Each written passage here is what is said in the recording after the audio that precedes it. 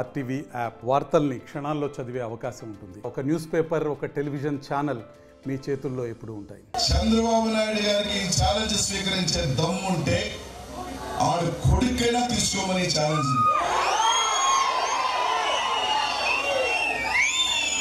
మా అబ్బాయి మా తాతేమి మంత్రులు కాదు, ముఖ్యమంత్రులు కాదు, వేల కోట్ల ఇదేం కాదు, ఈ రాష్ట్రంలో పెద్ద పెద్ద కుటుంబాలేం కాదు. ఒక సామాన్యుడిని తండ్రి లేని బిడ్డగా నేను రాజకీయాల్లోకి వస్తే ఈరోజు రాష్ట్రంలో 2 సార్లు ఎమ్మెల్యే అయ్యా, మంత్రి అయ్యా, ఏ మూలకెళ్ళినా పలాను వాడు అనిల్ కుమార్ యాదవ్ అని చెప్పించుకున్నా. తాత ముఖ్యమంత్రి,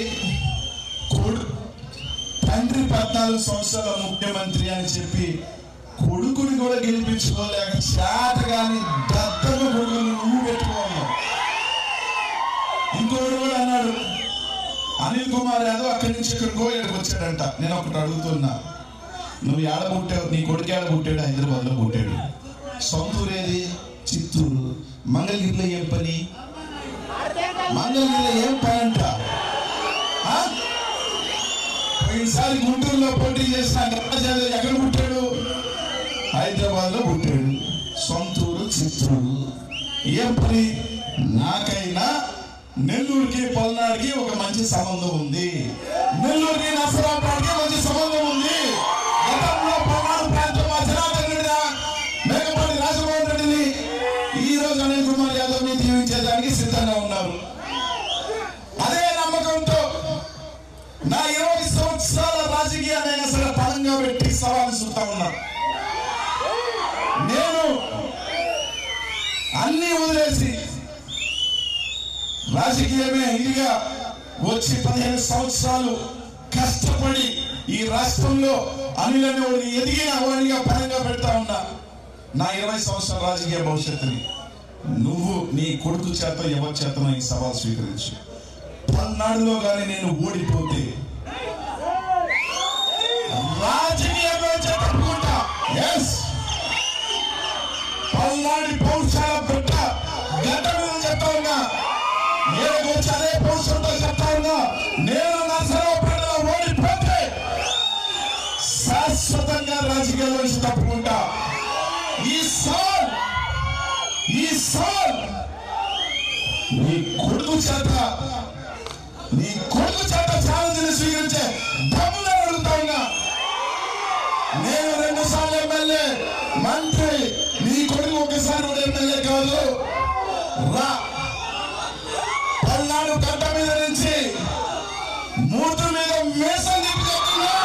పల్నాడు ప్రజల మీ నమ్మకంతో ఈ బీసీ బిడ్డ 70 సంవత్సరాల తర్వాత ఒక బీసీకి ఇచ్చిన చరిత్ర ఇది.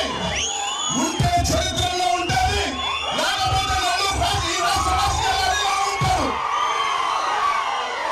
నెల్లూరులో మాట్లాడు, పల్నాడులో మాట్లాడు, గుజరాత్లో మాట్లాడు.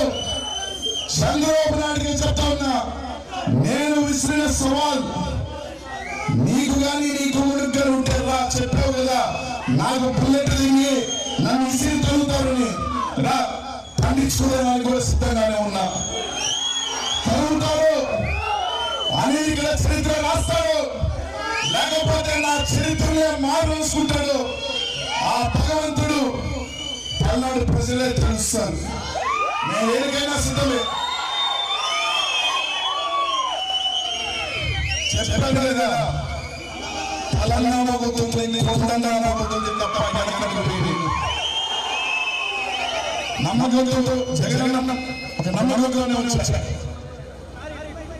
ఇక్కడికి నా 15 సంవత్సరాలు నేను మొట్టమొదటి మీటింగ్ లోనే చెప్పా, ఒక ఇంటి నుంచి 5 సంవత్సరాల ఒక ఇంట్లో ఉంటే పక్కింటికి పోవాలంటే నా ఇల్లు వదిలి ఎంత గుండె తనుకోబోతుందో 15 సంవత్సరాలుగా ఆ జిల్లాలో ఒక్కొక్కరు ఇటుగా పెంచుకొని పెరిగిన జిల్లానే అన్న మాట కోసం ఇక్కడికి వచ్చి పోటీ చేస్తా ఉన్నా.